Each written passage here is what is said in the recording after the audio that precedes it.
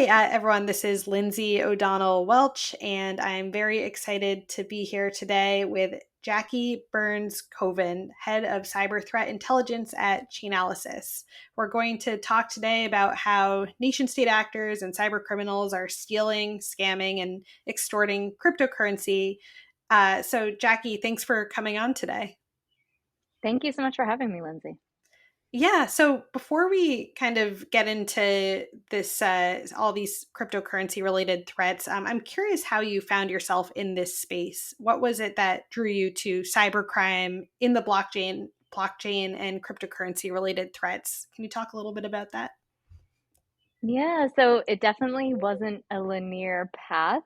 I began my career in the intelligence community, had never worked for private sector, had been in a black box of classification and compartments, and didn't have access to a lot of OSINT or social media in the role that I was in at the time. And it wasn't until I left the intelligence community to go to grad school, it was during the blockchain boom. And I was in New York, which was a small epicenter of the blockchain renaissance that was occurring. And I was at first fascinated with blockchain as a data storing perspective, like as a data junkie in the intelligence community. I thought it was a novel way to protect data and share it.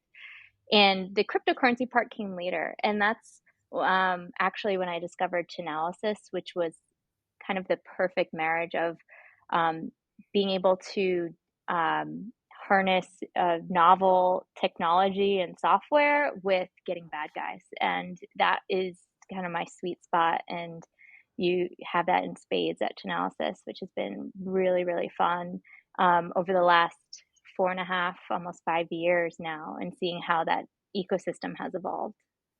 Yeah, and it's so interesting because the crypto space only really emerged in the past, 10 or so years, a little bit more, but there's a lot that's happening there and it's just so new. And that means that we're seeing all these new types of tactics and exploitation that's really happening on the threat side of things. So it must be exciting, but just a little bit crazy to look at all of that and kind of be in the middle there. No, for sure, for sure. And I think one of the beautiful parts about blockchain analysis is how transparent it is. It is a public ledger where and it's immutable, so you can see all the financial activity going on. On the flip side, you can see all financial activity going on, which is a lot of intelligence and data points to process. But it's a really, really rich lens to look at cyber threat intelligence. Absolutely, yeah, and that kind of leads into something else I wanted to talk about. So, Chainalysis came out with a new report this week that looked at cryptocurrency related crime so far this year, and there was both good news and bad news there. And I like when it's not all bad news, but before we look at those trends, I wanted to really take a step back here and look at the how of this report. And I'm always fascinated by how you kind of track those all these different types of data, especially in the cryptocurrency space. And, what steps really went into this report when you were looking at all this data? Like, how are you collecting it? How are you kind of looking at what was important, what was valuable there? Yeah, I think what's really core to what we do is being able to tag real world entities to cryptocurrency wallets. The entities can be an institution like an exchange or even a darknet market, or even belong to individual operators like a ransomware affiliate or an access broker. And we're looking at demystifying that whole kill chain, not just finding the ransomware wallet, but all of the tools and services that can be purchased with cryptocurrency that lead up to that flashpoint event. So, bulletproof hosting, domain registrars, malware crypting services, all of those things in the toolbox that can be used for malicious purposes. But some of those things I mentioned do have legitimate use cases too. Um, and so we have analysts that are working on identifying these wallets. We also have partners from public and private sector. What is really illuminating is the financial signatures that different threat actors, threat groups, and different entities emit on the blockchain. So, just as you and I might use a very specific ATM or bank, different threat actors do as well. And these laundering patterns can often be used for attribution and basically tying not only what type of wallet it is, like is this a ransomware wallet, but tying it to a specific strain, and sometimes even tying it to a specific operator within that strain. Hmm. Yeah, that is so fascinating to me because there's been kind of a myth of kind of the total inconspicuousness that, when it comes to cryptocurrency. But, we've seen with FBI investigations and other types of news that, the Bitcoin public ledger and some other, there are other breadcrumbs that can really help us, you know, keep better records of cyber criminal activity in this space. And that kind of debunks the myth that this is completely anonymous, right? I mean, there's so much there that we can look at in order to really pin down the different money laundering activity and other types of activity across cryptocurrency. Yes, and I think even threat actors are wisening up to the fact that cryptocurrency is not anonymous, especially like the traceability of Bitcoin. Yet Hmm. it still remains the predominant currency of the underground, and it's still the predominant currency of ransomware demands. And that's just because of ease of use and the liquidity that privacy coins don't afford. So, um, and we actually have seen that ransomware is agnostic to the price of Bitcoin. So, definitely with, the highs of the last few years, um, it it stands to reason that ransomware and cryptocurrency was an attractive crime, but we're still seeing the ransomware demands are using the US dollar equivalent. So it's really been agnostic to the fluctuations in the price of Bitcoin. Right, right. Well, and that to that point, it kind of leads me to I wanted to talk about these findings that you had from the report. So on one hand, you found that crypto crime as a whole is down pretty sharply overall so far in 2023. But then, as you just mentioned, on the other side of the coin, that ransomware related crypto crime is growing. So when you looked at those two takeaways, were you surprised by them? What stood out to you? Yeah, we're definitely surprised. I think if you're going to compare ransomware to another type of crime, looking at scams, which this report does, and showing the decline in scam revenue is interesting because scams are sensitive to the price of Bitcoin, especially scams that are trying to lure people to invest in cryptocurrency. If the price is not in peak condition, you're less inclined to ensnare new victims. Um, that said, we have seen scams, instead of playing to financial incentives, they're really playing the heartstrings here, using pig butchering and impersonation scams, impersonating an authority figure to try to coerce victims into sending cryptocurrency. Um, but um, those are those are what's the word? Those are time intensive types of scams that take a lot of resources, but and are still devastating. Mhm. And there's definitely something we're still researching and dedicating resources to. On the flip side, uh, we were very surprised about the sharp increase in ransomware payments in 2023. And I think it's important for us to be clear that what we reported in 2022, which was a sharp decrease in ransomware payments, a 40% decline in ransomware payments, is not a trend. It was a it was unique for 2022. And we attributed that decrease in 2022 to a couple factors. Uh, Insurance companies were compelling entities that they covered to promote more stringent security practices, have a plan for when ransomware attack occurs, have backups, have training. So, in the event a ransomware incident did occur, then perhaps they didn't have to pay because they were able to reconstitute. Um, Also, we believe that the steady law enforcement action and pressure Hmm. contributed to some of the declined operational activity. It may be, uh, we also believe that the sanctions and law enforcement pressure did encourage incident response firms and insurers to be a little bit more picky about which strains they were going to pay Hmm. out of concern for potential sanctions risk.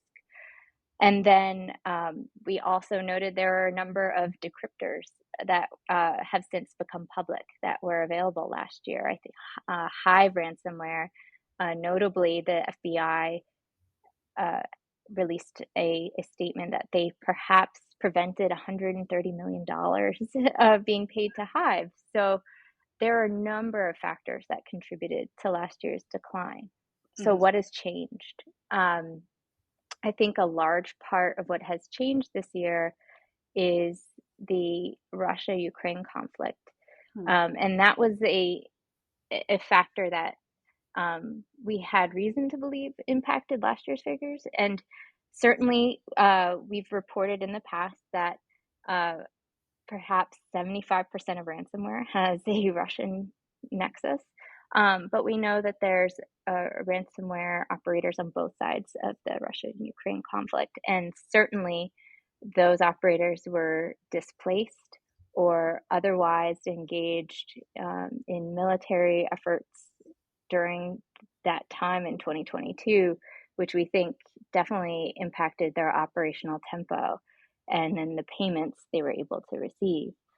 However, this year, perhaps those actors have done with their military service, perhaps they're settled in new locations and acting with impunity. We've really seen attack volume increase to record highs this Mhm. year. That's really interesting. I would not have expected it to go down last year and then back up again this year. So I'm sure you were very surprised by that. I guess I would have thought it would have just kept going up slowly or something, you know. Yeah, and because there were so many factors that potentially contributed to last year's decline, it was hard to say which of those had the greatest impact. Yes, we believe victims are better defended, Hmm. but we're still seeing record payments this year. So 2023 is on track to be one of, if not the worst year in terms of ransomware payments. Hmm. Um, so we're on pace to basically meet 2021, which was a nearly $1 billion year in terms of ransomware Hmm. payments paid out. Um, and yeah, so it was really hard to determine like which of those factors had the greatest impact. And what's clear is that we are seeing with a regular cadence 8-figure ransomware payments going out the door. Clop is certainly Yeah. on a tear right now, and it's a very scary new campaign, which has certainly shown results, and I fear will be replicated by other ransomware families. Yeah, absolutely. One thing about the ransomware landscape is that there's so much fragmentation in it right now. There's so many different groups that are emerging. There's big groups, there's ransomware as a service groups. From the cryptocurrency kind of analysis perspective, what are you looking at when you're looking at kind of how these payments are being filtered through the cryptocurrency landscape? Is there anything there that you're able to track and then be like, this is, can be attributed in some way or form, or is it more like looking at the payments themselves? Yeah, so ransomware's been no stranger to rebranding, and I think that gives people the false sense that there you have thousands of threat actors out there engaged in these because there's thousands of ransomware families. In reality, we can actually tie these different campaigns to the same operators, and it's really a much smaller ecosystem than one might think. And even if a ransomware family changes its name, it's really just a cosmetic change in a lot of cases. And we can see the same financial signatures being conducted, sometimes even the same wallet infrastructure being used. And the rebrands occur for a number of reasons. We saw, Dark Side rebranded after they became pretty much radioactive after the Colonial Pipeline attack. We've seen different strains emerge from the sanctioned evil core group as uh, victims will refuse to pay if they sense that they're attacked by a sanctioned actor. And we're seeing a number of rebrands coming out of the Conti campaign as well. But again, following those financial signatures allows us to tie them back.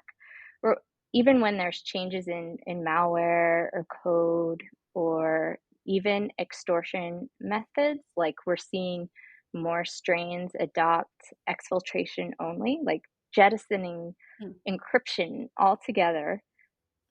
We can still tie it back to um, uh, different operators in ransomware families. Hmm. Right. And so another part of this report that you had talked a bit about before too is kind of the scams and other different parts of crypto crime. What were you looking at? So you mentioned that the revenue that's brought in by cryptocurrency leveraging scams are down. What are some of the factors going into that? And then what are some of the other types of crypto crime that you're also tracking, and how are those kind of doing in the past year? Yeah, so I would credit the decline in scams directly to the price of Bitcoin at this point, and just the temperature, the investment temperature for cryptocurrency in general is it's harder to lure new investors. Um, I think one of the interesting trends we're looking at is the how should I say this? The migration of threat actors from darknet markets. Last year, we reported a $1.5 billion decrease in darknet market volume. Hmm. That doesn't mean that, the threat actors have, gone home, taken a 9 to 5, hung up their criminal hat. Right. Um, it means that there's a more pervasive paranoia on centralized services. We see this in terms of laundering. We see um, paranoia in threat actors putting funds into centralized exchanges, Hmm. first, and then also putting their funds and security in the hands of a centralized darknet market. And I think that's in large part due to law enforcement actions over the last year, which have been an unpredictable but steady cadence of takedowns and designations that keep keep people guessing what's next. Hydra Marketplace's takedown impacted a lot of people. And so we're seeing this migration from darknet markets to other platforms like Telegram, and uh, and then we can kind of see a similar trend happening with laundering. We're seeing we are seeing a consolidation in the number of off ramps that they can use, but we're also seeing a wider variety of off ramps when threat actors do cash out. Hmm. It seems like there's a couple of kind of contextual things there as well. Like for instance, you mentioned the cryptocurrency landscape, and I'm sure there's kind of high rates of fluctuation there for different values and things like that, and that impacted scams. But what does that mean for cyber criminals overall? Just this fluctuation. When you look at that, are you seeing it impact kind of how cyber criminals are using cryptocurrency? I know before you mentioned that it obviously has a impact on scams, but then ransomware maybe not so much. Or what are you seeing there? I think that threat actors will continue to use US dollar conversion rate to kind of hedge against the fluctuation in price. Um, we are seeing, other current cryptocurrencies being used more. Uh, see Tether and Tron, but for the most part, it's pretty much Bitcoin. Right. Yeah, that makes sense. And when you're looking at over the years, just putting this into kind of context, how has cryptocurrency related hacks changed over the past decade since kind of the earlier days of crypto, where we were seeing kind of the Mount Gox hack and things like that. Are you seeing over the past like 5-10 years, how have you seen these types of threats evolve over time? I think it's I think it's the thriving underground economy has really helped put tools into threat actors' hands in a lot of ways.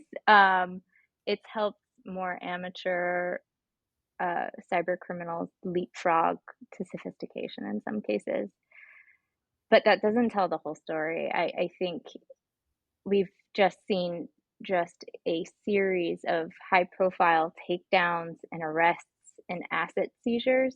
Like last year alone was just just incredible in terms of the recovery of stolen, extorted, scammed assets, and it just really goes to show the cat and mouse game. Even the threat actors are able to you know get access to advanced tools or access or vulnerabilities. The their their funds and their transactions are visible and can be can be tracked for clues years after the crime is committed. It's interesting to also see nation state actors engage in these same forums and trying to buy commercial malware or as to disguise their activity. Um, so, and both nation state actors and cyber criminals are trackable and kind of dependent on this ecosystem that requires cryptocurrency for payment. Yeah, that is really interesting to see. And to your earlier point, kind of over the past years, it seems like law enforcement is getting better at kind of looking at that cryptocurrency that's been money laundered based on what they've publicly announced. And for instance, after the Colonial Pipeline ransomware attack, the DOJ announced that they had seized a large portion of the total ransom that had been paid in that attack. Do you think that this is making kind of threat groups or nation states a little panicked, or are these incidents more on the high profile side, so that the majority of threat actors are still kind of getting away with leveraging these platforms? What are you seeing there?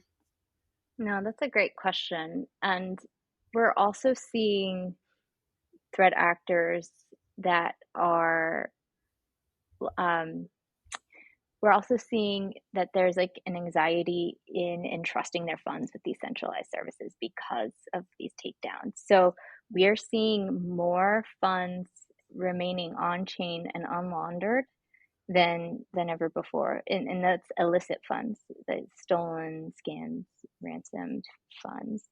Um, and you could say that, oh, this is the price of Bitcoin now. They're waiting for the price to increase before they cash out. Or they could be without a laundering strategy now or unsure of where to put their funds. I mean, if we look at the designations that occur over the last year, ransomware is included in nearly every single one. Hmm. Garantech, Splendor, Hydra, and so there's certainly paranoia and distrust in placing funds now. So that's a pretty interesting trend that we're seeing right now is just holding funds under the mattress digitally in private wallets. Yeah, I hadn't thought of it that way, that they would just kind of sit on those until, until I don't know, until where they maybe feel more safe to move them. But it is kind of interesting how that's impacted cyber criminals. And looking at the sanctions too, I know that a lot of that is tied into, when you're looking at these platforms, a lot of that's tied into kind of failure with compliance and regulatory, requirements. um, so I know, like, over the past few years, like, authorities have started imposing more regulations on these exchange platforms. Do you think that those are kind of helping, or are they enough? Like, we've seen kind of more of the know your customer types of guidelines or compliance controls like that. What are you seeing there, kind of more on the platform side of things? Yeah, and I have to hand it to compliance officers at cryptocurrency businesses. Their learning curve is immense. Hmm. And that goes back to the earlier point on how you can really see everything. And so their dictionary on different types of criminal actors and entities is a lot more robust than what you might see at a traditional financial institution. And that's just because a traditional financial institution, you can't really see that in the wires Yeah. going in and out. Um, and so I know several years ago now, maybe 2020, we spent a lot of time with financial institutions and cryptocurrency businesses educating them on what ransomware is and why it should be treated as a severe category, as a severe exposure.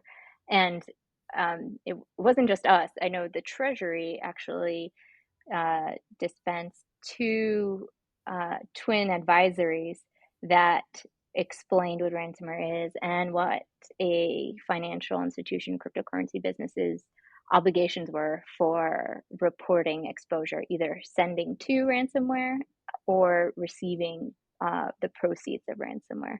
And so I think they're they're just compliance officers are just tremendous in terms of becoming cyber threat analysts in a way to be able to understand what these different typologies of cybercrime are that they may have exposure to on their platform. And I think we see that bear out in ransomware cash out destinations. Hmm. So, and not just ransomware, but stolen funds as well. We've seen over the years a sharp winnowing down and concentration in the number of services that threat actors are laundering illicit funds through.